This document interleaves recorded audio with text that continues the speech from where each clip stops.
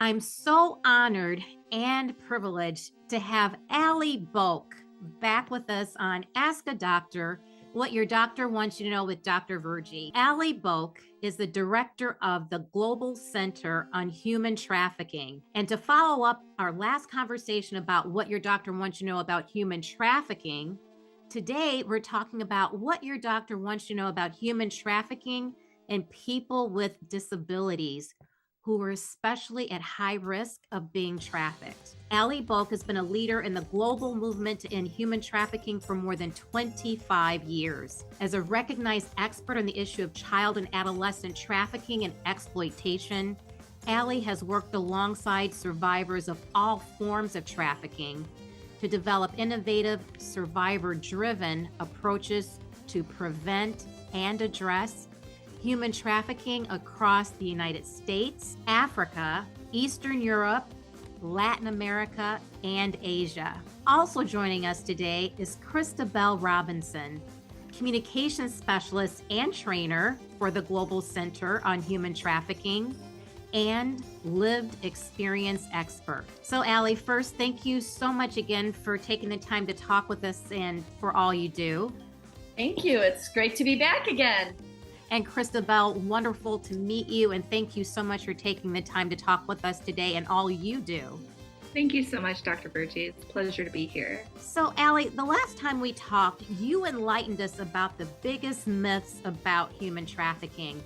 Can we go over again a couple of things? One, what's human trafficking? And two, what would you say are the biggest myths about human trafficking? Absolutely. So human trafficking is a crime. It's one of the top 3 crimes in the world, illicit crimes, third only to the drug trade and to the trade in weapons. And human trafficking has 3 components under our Trafficking Victim Protection Act, which is our law here in the United States, known as the TVPA.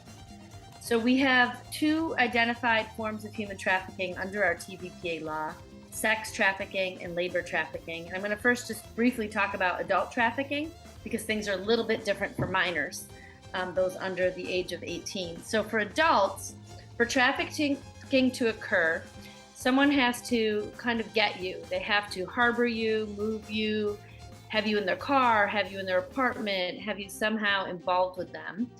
And then they need to use force, fraud, or coercion to get you to do some sort of service or work or commercial sex act. So force could be physical force. They hit you, beat you, drag you by your hair, some sort of force. Fraud is usually tricking you. It could be with a fake contract, a fake job offer, but they tell you you're going to be doing one thing, but then you end up doing another thing. And coercion, one of the most popular forms of coercion we see is really psychological coercion, where they don't actually lay a hand on someone, but they use facts that they know about you, like where your parents live, where your kids live. Maybe they have inappropriate pictures of you that they threaten to put out, in the universe. So they use that coercion. And then you form some sort of labor or commercial sex service from which they benefit from. So that's kind of the overall definition of human trafficking, the 3 elements that need to be in place. So for child sex trafficking, commercial sexual exploitation of children, there does not need to be the force, fraud, or coercion. And this is because the world really has gotten together through our human rights covenants and said, listen, individuals that have not yet attained their 18th birthday, they're not developmentally ready to consent to different things, right? That's why they say you can't drink alcohol or you can't vote or you can't do certain things. So this is a protection afforded to children under the age of 18, saying they really just can't consent to abuse. So there's really no such thing as a child prostitute because a child cannot consent to sex work or to being sexually abused. So child sex trafficking is basically any time a person is involved with the commercial sexual exploitation of a minor. And it could be sexual services, it could be any kind of commercial sex act. And examples of how somebody might be involved with that is maybe letting them use their apartment to facilitate commercial sex acts, letting them use their phone to facilitate commercial sex acts, maybe setting up dates for them, buying them clothes, anything that they do that facilitates that is basically could be potentially a form of trafficking. And then I think you asked about, what are some of the most myths, some of the biggest common myths. But myths. you talked about, in terms of minors, those under the age of 18. What about labor trafficking? Are there any laws or standardization of regulations saying what's considered labor trafficking of those under the age of 18? No, and actually Christabelle probably has something to add about this because she's been doing some research on this. Christabelle, do you want to add about that? Yeah, no, I'd love to. So I've been doing lots of research around child labor trafficking as of late, and there's a lot of laws throughout our country protecting children from working. It varies state to state, like what the minimum working age is and what the conditions are and how often they can work, but there are protections in pretty much every industry except the agricultural industry, which obviously stems from back in the day when you needed your kids to work on the farms with you. They were expected to come out of school and help after a certain age, but that's never been updated. So even today, someone can have their child work however many hours they want, doing whatever labor they want legally. That child has no protections in agricultural work. I was shocked when I found that out. Excellent to know. That is shocking. How do we say it? Shocking, but not surprising. Mm-hmm. Yeah. So along those lines, Ali, what would you say, and Christabelle, what would you say are the biggest myths, if you can remind us what the biggest myths are around trafficking in adults and minors? I think one of the biggest myths is that it really doesn't happen here in the United States to American citizens, right? That it's a problem that happens over in other poor countries, other people that come from other countries, and when in reality, human trafficking is happening in virtually every community across the United States, whether it's a big city, a rural area, a suburban area, or anything in between. It really does happen in every single community. And we have documented cases of human trafficking in all of our states and territories. And then the fact that one of the myths is that you are usually a foreign born or non-citizen. We have many, many cases of people who are U.S. citizens born in the United States, or people who have various, immigration statuses like a green card. Really anyone could be exploited by human traffickers. Yeah, I'd say one of the big ones that I notice in my work, especially on social media, is the fact that it's a stranger who's going to be one doing the trafficking. And child trafficking, whether that be labor or sex, is often familial trafficking. When we're looking at sex trafficking in the U.S. specifically, we're mostly looking at intimate partner trafficking. Again, we're looking at familial trafficking. Majority of trafficking survivors, they knew their trafficker before their trafficking ever began. And would you say that's the case with minors and adults over the age of 18 and under the age of 18? Yes. Again, I think the majority of child victims are through guardians, parents, families, that sort of thing. And then with adults, it typically leans more towards intimate partner or familial. Critical Yeah. to know. So we learned from you that many of us, more than we thought, historically, the myths are actually not other is at risk of being trafficked, but many of us are at risk of being trafficked. But there are those with disabilities that are particularly high risk. Can you tell us about how human trafficking and disabilities intersect? Sure. Maybe I'll start, and then Christabelle can Go ahead. jump in whenever she wants to. Sounds good. Sound good? Yeah. So the intersection really can happen in two ways. One is a person that has a disability, and we can talk about, what are the different forms of disabilities, are targeted because they are vulnerable. They're targeted because they're considered lower risk or easier to manipulate by the traffickers. But then the other issue with disabilities is that many people become disabled. They develop a disability because of the treatment and the things that they suffered, during the course of their trafficking. Can you give us an example of what you mean by that? Sure. So for example, somebody is targeted because of their disability. So maybe you could take somebody who is nonverbal and can't speak in a way that can be understood by others. So they're viewed as a more vulnerable, easy target by traffickers because they can't really share what happened with them to someone if they're nonverbal, right? So there's a less risk that they will tell somebody about what's going on and tell someone about the exploitation of the trafficker. So it's lower risk, so they're targeted. They have physical disabilities, and that makes it easier to move them and keep them from leaving or moving, right? Intellectual disabilities, where maybe they don't actually quite realize what's going on until it's way too late, and then they don't even know how to get help afterwards, are really good ones as well. Great, thanks, Christabelle. And maybe Christabelle could give some examples.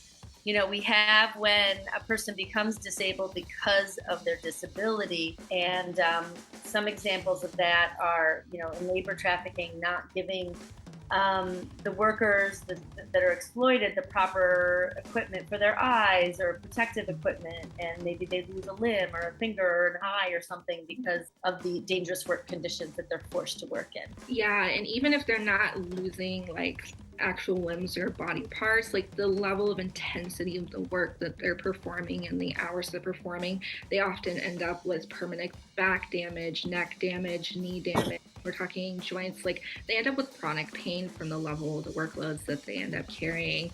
A lot of survivors of sex trafficking end up reporting permanent pelvic damage. We're talking STDs that do damage and wreak havoc on your organs. There are a lot of ways in which it takes place, and then that's without even touching on the mental disorders part, right? The PTSD, the depression, the anxiety, all the things that can come from just having been trafficked mentally. And then there's also, and I put this out on my end, so sometimes, especially when you've been exposed to trauma for long periods of time, you develop neurological disorders and you can develop autoimmune disorders, both of which I have developed. I actually found out earlier this year that I have fibromyalgia, and this is just, and both my doctor and therapist were very non-surprised about it. They're like, yeah, you've been under attack almost your entire life, right? This is your body's response to constantly feeling attacked. And nobody thinks about that when they think about people going through things, right? They don't think about the fact your body's actually physically attacking itself, trying to get rid of that stress to the point that it actually develops a condition. And I know a lot of survivors who have different disorders and disabilities because of their trafficking. Christabelle, as a lived experience expert, can you tell us about the risk factors that you had that enabled you to be trafficked in a short period of time for many, many years? Can you tell us a little bit about your story as an example of those of us that are at risk at very, very young ages because we're isolated, we're children, and no one knows that we exist outside of our homes because we're quote unquote homeschooled? Yeah. Tell us a little bit and then it goes from there. Can you tell us a little bit about your case and your experience? Yeah, really quickly. So, my family liked to use the guise of their homeschool to cloak why we were never out of the home, why we weren't socialized, why we didn't have friends. Made it very easy to move us around. And my parents didn't traffic us. They were very, very, very abusive, but they did not traffic us. It wasn't until later when I kept trying to roam out on my own and I kept trying to figure out how to get out of the house and I was talking to people I had no business talking to that I ended up in those situations. And it was because I didn't know how the world operated. I also had undiagnosed autism and ADHD, and I really missed a lot of social cues. I wasn't understanding what underlying social interactions meant and what those implications were. I was looking for people who were going to support me and help me feel safe because I wasn't safe at home. So it was a combination of disabilities, it was a combination of never being in the same place too long. It was a combination of looking for a support network with literally anyone that would give me one. There was a lot of reasons why it happened, but those are some. Yeah. And I think it's worth noting, Dr. Vergy, that many people who are victims of human trafficking and survivors of human trafficking have endured either physical or sexual abuse. There's plenty of research out there that actually documents this as a major predictor and risk factor for human trafficking. So can you say that again, Ali? That's really helpful. What are the risk factors for human trafficking? What are the risk factors that increases someone's risk of being trafficked? So we don't have that many studies because unfortunately There's not enough studies that include survivors themselves. And that's one of the things we hope to do at the Global Center on Human Trafficking is really do research with survivors, and about trafficking. But what we do know is that prior sexual and physical abuse as children is a predictor for human trafficking. And that's because if someone grows up in a household where they are abused since as long as they can remember, either physically or sexually, it's just another step to have them be abused by a trafficker. So it's normalized in some cases because they just grew up with that. So that makes them more vulnerable to traffickers and an easier target. They might not, report it or jump out or scream about it as much as others because it's more normalized in their life. And we also that traffickers will make a pointed effort to be one step better than your previous abusers to start, right? So they may do nice things for you or buy you nice things or meet your immediate needs. That way they can be like, but I'm so much better than these people. How are you going to make me to be out the bad guy? Sorry, Ali, I didn't mean No, that's good. That's super helpful, Christabelle. Thank you for adding that. Thank you for pointing that out. And then another risk factor is, sadly, living in poverty. We do have research that says Black and Hispanic individuals are at an increased risk because of many reasons: poverty, racism, lack of education, higher incarceration rates of parents, more single-headed households, the list goes on. So living in poverty, being Black, Latino, definitely increases LGBTQ is another big one. A large majority of trafficking survivors identify as being LGBTQI in some form or another. And the number one reason that we hear that they end up being trafficked is because they were removed or forcibly removed anyway from their familial homes because their families disagreed with their chosen identity or who they are as a human being. And that often led to them needing to find other people to provide them housing, transportation, clothing, food, whatever, and they often end up falling into the hands of perpetrators who see an opening. Excellent point. I was going to follow up on that and ask why those who are LGBTQ are at higher risk, and that describes it very, very nicely. So thank you for pointing that out. Can you talk about some other cases in persons with disabilities, intellectual disabilities, physical disabilities that have been trafficked, labor trafficking, sex trafficking? Yeah, I can talk about one case that I was involved with where it was a high school teenage girl who was at a specialized school for individuals with disabilities, a boarding school. And she was, preyed upon. She met the guy online. She was preyed upon because she was isolated, because she had disabilities. She couldn't get out much. She didn't have many friends. She did not have the ability to read social cues, and she did not have the ability to know if someone was genuine. So Ali, 1 second. You're saying that she had intellectual disabilities, not physical disabilities. She had both. Okay. Did both, yes. But she was, very high functioning. I mean, she was in a special school, a high school for people with disabilities. And so this trafficker, tried to fill that void of being isolated, not having friends, not feeling good about yourself, and kind of feigned to be her boyfriend.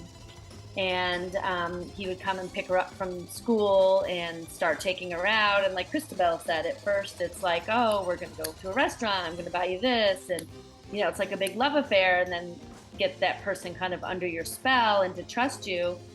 And then, he started taking her out on her school vacations and putting her up in a hotel. And he started sex trafficking her.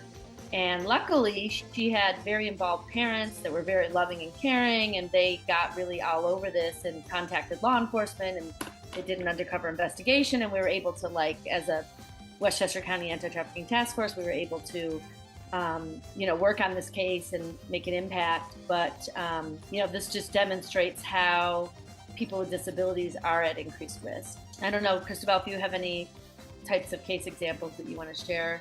So unlike Ali, I don't actually typically work on cases. That's not my role. So I can speak more from the aspect of survivors that I've interacted with and spoken with, case managers and counselors that I've spoken with who have given me examples. But some of the more common ones we see in terms of physical disabilities ends up looking like begging. So you'll see that they'll be put into begging rings and they'll be forced to stand outside or sit outside all day and beg for money. And then trafficker will come pick them up, take their money, and then stow them away or whatever, wherever they have them living or staying. And then we'll repeat that process until either the beggars are arrested for solicitation or trespassing or something, and then they'll keep moving on. In terms of intellectual, it typically, and Ali, correct me if you think I'm wrong, but I typically see that more on the coercion side from what I've personally heard. They weaponize the intellectual disabilities to trick these individuals into believing, oh, I'm going to take care of you, I'm going to help you, I'll be your caregiver, and then they'll do things like they'll either move in or marry that person for their disability money, or they'll weaponize that person's disability to put them in precarious situations where they don't actually realize they're at risk and then sex traffic at them.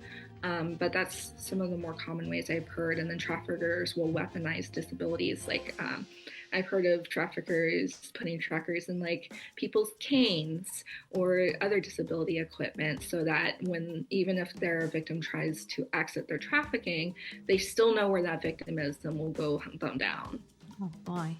Yeah. One of the first cases, even before we had an anti-trafficking law in New York State, was what's known as the deaf Mexican case, where traffickers were basically trafficking deaf individuals, and they were giving them little trinkets to go on subways in New York City to sell. And they were selling these trinkets for like $1 each, and they had quotas that they had to return home each night with having sold so many of these trinkets. And if they didn't sell and meet their quotas, then they weren't allowed to get food, or they weren't allowed to sleep in the apartment that they had rented. And they were literally bussed in from other states en masse in groups and sent out, to beg and to sell these trinkets in the subway.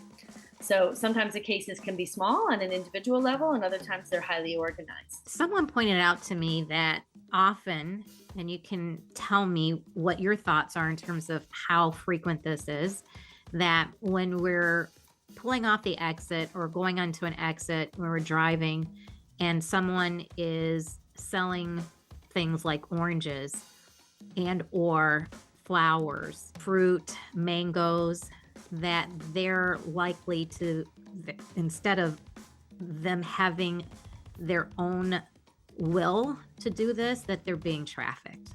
That more often than not, these are folks being trafficked. I mean, sadly, we don't have much research on this, but I do know that what they call traveling sales crews at the National Human Trafficking Hotline by the Polaris Project does list these traveling sales crews as one of the top 5 forms of trafficking, in New York, which is where I live, so I'm a little more familiar with New York statistics.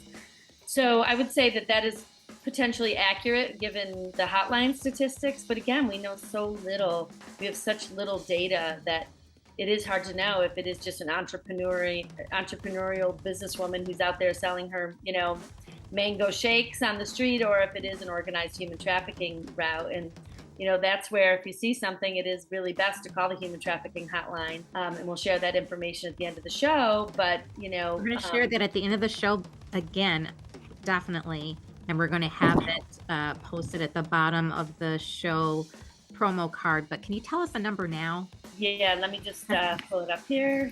And this is to the National Human Trafficking Hotline. Yeah, so there's a National Human Trafficking Hotline. It's run by the Polaris organization. You can call 1-888-373-7888, or you can text to help or info. I'm going to put this information in the chat here. So this was 188. Say that again, Ali. 1-888-373-7888, or you can send a text message to help, HELP, or info, and the number for that is 233-733. And they have language translation lines available in over 200 languages. But it's really not safe to intervene in a trafficking situation. It could be unsafe for you And it could be very unsafe for the person who's being trafficked and cause a lot of issues for them. Exactly.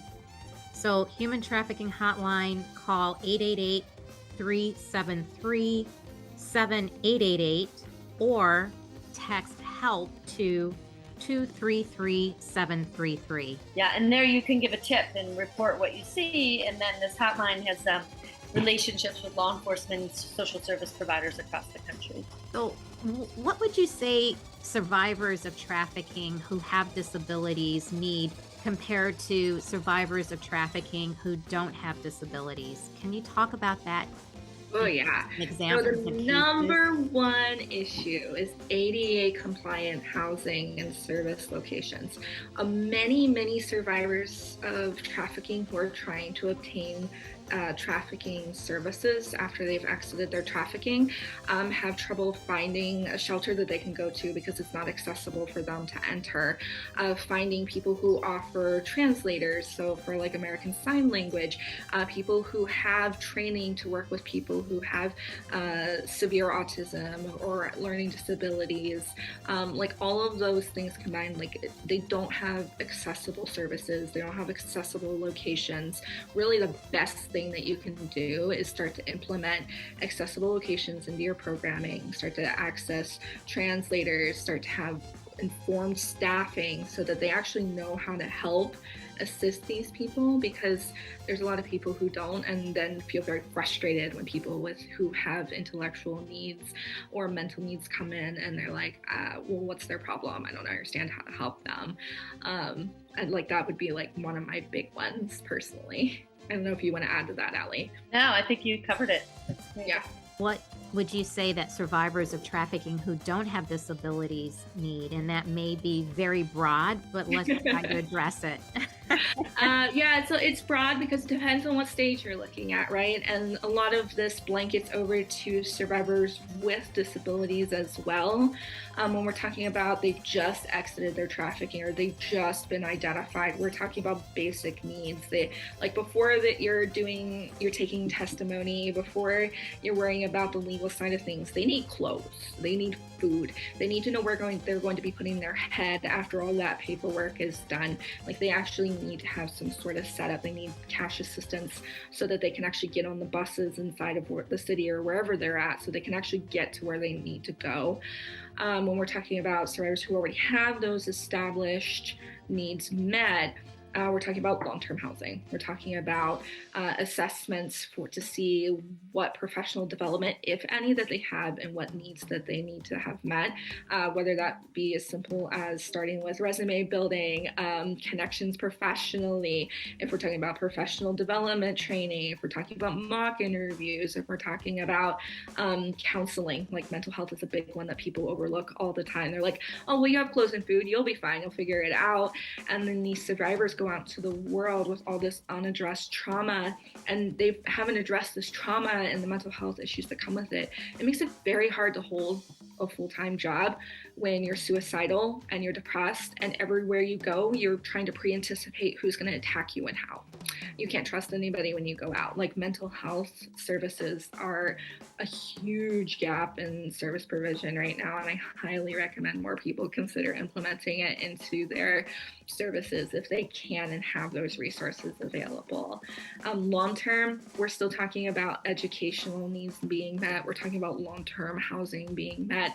Again, how are they going to have access to that mental health, those mental health services long-term? Because a lot of programs, they'll offer 3 to 6 months of free counseling if you're lucky, and then you're on your own again, when a lot of us actually end up getting lifelong therapy. It's an actual need that we have. I'll be in therapy for the rest of my life due to my background, and I know many other survivors who will be as well. I'm trying to think, am I missing anything, Ali? Well, one of the big challenges is that because of lack of resources, everyone just tries to put survivors of trafficking in existing services, and they don't realize that there really is a need for specialized services. Sometimes mixing survivors of human trafficking in a domestic violence program or a homeless program or something else not only can be extremely re-triggering and counterproductive to their healing and their building of their lives, but could be dangerous, not only for the survivor, but also for the other people there, because there's real safety concerns. Trafficking is, as I mentioned, $150 billion industry, exploitation off the backs of these individuals. So traffickers have a vested interest. This is a business for them. This isn't a game. This isn't a hobby. This is about making money and a livelihood. And they're not so easy to just let their income go out the door. That's right. If you threaten someone's livelihood, they will destroy you. Yeah. If you even remotely threaten someone's livelihood, you're at high risk of not surviving. Another one that I'll point out in terms of needs is peer support. A lot of survivors often will come back from peer groups or mentorship groups with other survivors and talk about how helpful it was to exiting their trafficking and building new lives after trafficking, to have communities of support with others trafficking survivors.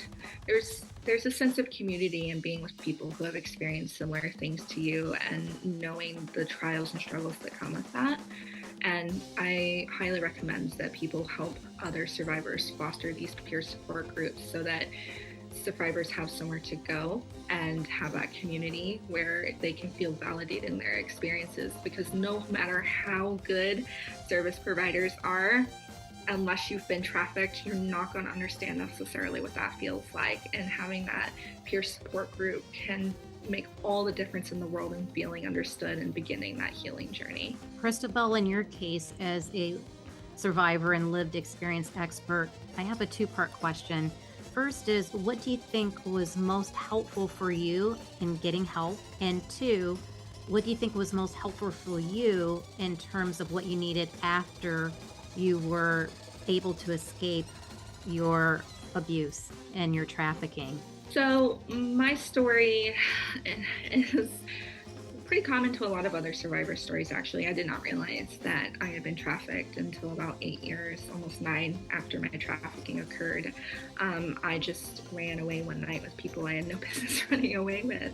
And you were 12 years old at that time, is that correct? 14. 14, okay. And I had no business being out there to begin with and knowing these people, but I was like, I have to get out of this, and the only way I knew how was to drop completely off the radar. I didn't find out until I was 19 years old, and it wasn't until much older that I actually put together everything that happened to me, and it wasn't even until this year that I realized I was not only a sex trafficking survivor but also labor trafficking survivor, right? So it was a lot for me, but I ended up going through the rest of my teen years completely unaware that I had been a victim of trafficking or that I was a survivor of one. And by the time I realized, I had already accumulated so much additional trauma, and I'd already gone through so many other issues that it wasn't even on the forefront of my plate. I was homeless. I was staying at Covenant House in DC, and I went to one of the counselors there, and it was like they had a thing on sexual assault and why you should be abstinent and all these other things. And I was like, I went to them afterwards. I asked her, I was like, what if you didn't really have a choice in it? Does that still make you an awful human being? And she was like, I'm gonna call somebody. And so she called somebody. She connected me with an anti-trafficking organization who helped me self-identify, helped me get resources. And I'd say one of the biggest things they did was the peer support, was the counseling. I ended up with a therapist for a full year. And then I sought other therapy out after that. But those two things really helped validate the experiences I had, because up until then, I really just thought it was my fault and that I put myself in that situation. I took the attitude that if I hadn't made the decisions I had, I wouldn't have been exploited the way I was, and that I was the one to blame for that. And sitting in a group with 15, 20 other people just like me going, no, that was messed up and we were screwed over and we were used and abused. It really helps change your mind frame on that. And I know a lot of other survivors who had similar experiences with that self-identification as well. So yeah, that's what I'd say was the most helpful. Thank you for sharing that. What would you say, Christabelle and Ali, what do you want everyone to know about what to do if you suspect trafficking is happening to you or someone you know? Call that National Trafficking Hotline if it's someone you know and they're ready to do it. If you know that person and you actually have contact with that person, that's something you suspect, you can let them know you're there for them. You can let them know that you love them. You can let them know that this resource exists. But I'll tell you now that if that person is not ready to call that number, there's nothing that you're going to be able to do on your own that's going to force them to exit that trafficking situation. You can call the National Human Trafficking Hotline and you can put in a tip and you can let them do their work and do what they're supposed to do as professionals, but never ever personally intervene yourself. It is too dangerous. You risk the victim getting harmed, if not killed, and you can risk yourself getting harmed. So always let them know you're there. If they want that help and the support, call the National Human Trafficking Hotline together and they will help you guys through it. If they're not ready, be patient and love them. And if it's a child, you can call the Child Protective Services Hotline in your state. You know, each state has its own. Many states have programs called safe harbor programs. And safe harbor programs are programs specifically to address the trafficking of children and youth. Some are like more experienced than others. But there was a bill several years ago in Congress that mandated that all child protective agencies implement a plan and some resources to address human trafficking. So I would say that's another call to make if it is a child. If it's a child, you should always get a hold of authorities. Child, again, like Ali was saying earlier, cannot consent to these situations. I could not consent to any of the situations that I was in at 13 or 14 or 12 years old. Please call if you know a child that you think is being abused or trafficked. It's always going to be worth it on the other side. And 911 is trickier. Like if you're actually witnessing someone getting hit, beaten, or abused somehow in public that you see, call 911 like you would any crime, right? That's in progress. There's so many law enforcement and the training is so spotty and sporadic that I've worked with some law enforcement who are just incredible. They're incredibly trained. They're incredibly victim sensitive. I think you know some of these people, Dr. Virgie. And then I've worked with other law enforcement who don't have any idea what human trafficking is. They don't have any kind of training, or they don't have any support from their chiefs or their superiors to address this issue. So one time I called human trafficking because I saw somebody in public who was being controlled and abused, and they referred me to the traffic ticket department. Oh my! When I asked that I had on a call to report a case of human trafficking. Oh my God! So that's why the hotline is always good to make a connection because they're at least trained and they know what human trafficking is. Wow! So again, the National Human Trafficking Tip Hotline, 1-888-373-7888, or text HELP to 233-733. That's the National Human Trafficking Tip Hotline. And again, we'll post it at the bottom of the show. And if I could just add please, that, if you're out there listening, most victims of human trafficking, like Christabelle said, don't know they're victims, right? They know that something's not right and they're being abused and mistreated. So if you're out there and someone is forcing you to work and taking your money, or forcing you to work and threatening you if you don't work, you may be a victim of human trafficking, and I'd urge you to call the hotline and try to get some assessment and help.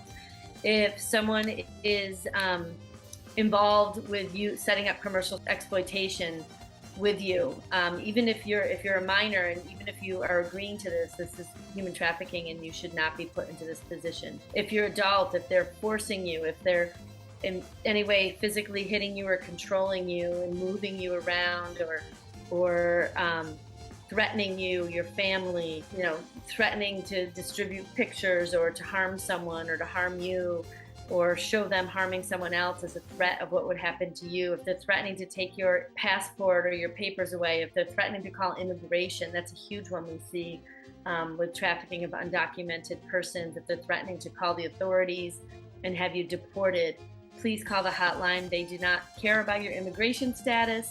That is not an issue for them. They will want to hear what's going on with you and try to help. It's huge. Thank you so much for that, Ali.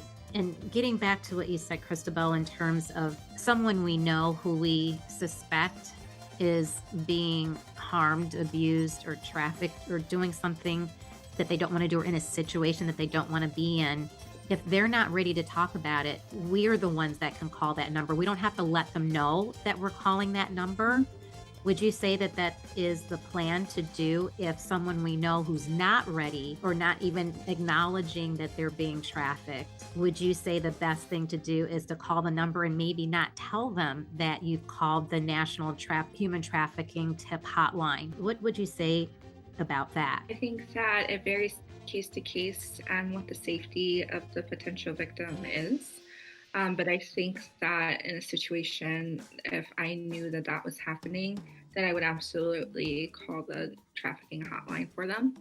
And I would it would be out of my hands at that point, right? The trafficking hotline is not going to call you back in an hour and be like, oh yeah, you were right, by the way. You're not going to hear afterwards what's happened.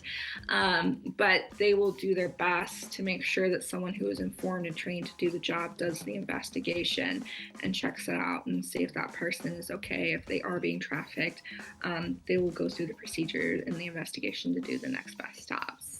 All you can do is put it out there and let the professionals do their work. I mean, one thing to think about, particularly with children and minors, but I think this even pertains to adults, is that when we train and when we talk to people on how to, like social workers, when I train social workers on how to counsel and how to work with youth that have been trafficked, you know, it's sometimes compared to domestic violence, right? We have this statistic that it takes an average of 7 times to leave your abuser. Say that again, Ali. Takes how and how many times? In domestic violence, there's a statistic that it takes an average of 7 times to leave your abuser, that the person tries to leave 7 times before they actually do leave. And we've seen similar situations in human trafficking when it comes to sex trafficking in particular.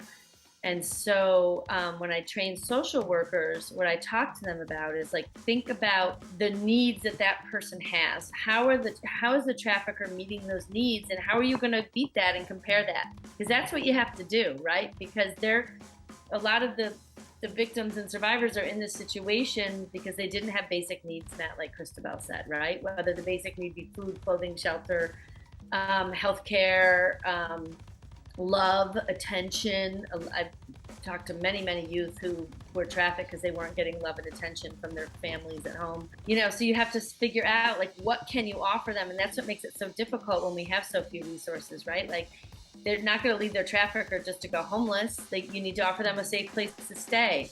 If the trafficker's providing them with food, you have to provide them with food. If the trafficker's providing them with transportation, how are they going to get around?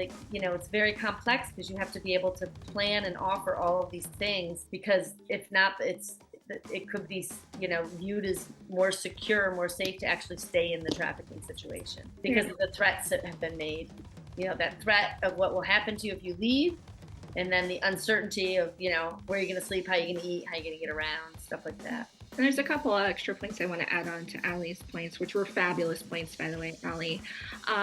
Also, there's the aspect that even after you've exited your trafficking, even if those short-term needs are met, like you get into a shelter for 30, 60 days, oftentimes survivors of trafficking are often burdened with criminal charges as a result of their trafficking, whether that be petty theft or drug trafficking, maybe it be transportation of a minor. It really does vary case to case, but oftentimes criminal records prohibit survivors from being able to go find work after their trafficking, and they end up, because as a result of their trafficking, they end up being re-trafficked or end up going into sex work because they don't have any other choice. That it's their only option, because nobody wants to hire somebody who has a rap sheet of stealing or selling drugs or even transporting a minor, right? That's a huge barrier among trafficking survivors. We're finally now starting to see laws coming, hit the bills, right? They're all talking about why we need to be offering the ability to expunge records, why we need to be, repairing credit for survivors, those sorts of things, so that survivors can actually build lives after they've exited their trafficking situations. But that's one that people don't think of often. And the other one that people don't think of often is the fact that, and this is in my experience primarily related to sex trafficking, is that a lot of victims end up actually believing that they're in love with the trafficker. You see it frequently where that trafficker makes them believe, like, I love you, I'm doing this so that we can have a better life, so that we can build a life together. And that person goes into that going, I only have to do this for a small amount of time. Eventually I'm going to get out. Eventually we're going to go to this town, this state, this city, and we're going to have a wonderful life together and get normal jobs and everything's going to be okay. We just have to get out of here. And they will be dead convinced that they're in love with their trafficker, and they won't see what their trafficker has done to them. Sometimes it takes years to undo what traffickers have done to manipulate people. And so don't be shocked if you see that in survivors, because it's actually more common than you think. Wow. That is extremely insightful, and I cannot thank you enough, Christabelle and Ali, for sharing this really life-saving, no exaggeration, insights. What you've shared today is going to save lives. Thank you so much. Of course. Thank you for having us. Yeah, thank you for paying attention to this important issue. And I think that it's really important for doctors like you to show that you know this issue and you're sensitive to it, because we do know that in healthcare facilities, clinics, hospitals, urgent cares, these are the places that traffickers will sometimes bring their victims because they need them to be healthy enough to work and to exploit them. So the more people like you that care about this and educate themselves and their clients and patients, the better. Thank you so much. Ali, Christabelle, take great care. Ali Boak and Christabelle Robinson of the Global Center on Human Trafficking, thank you. Thank you for having us.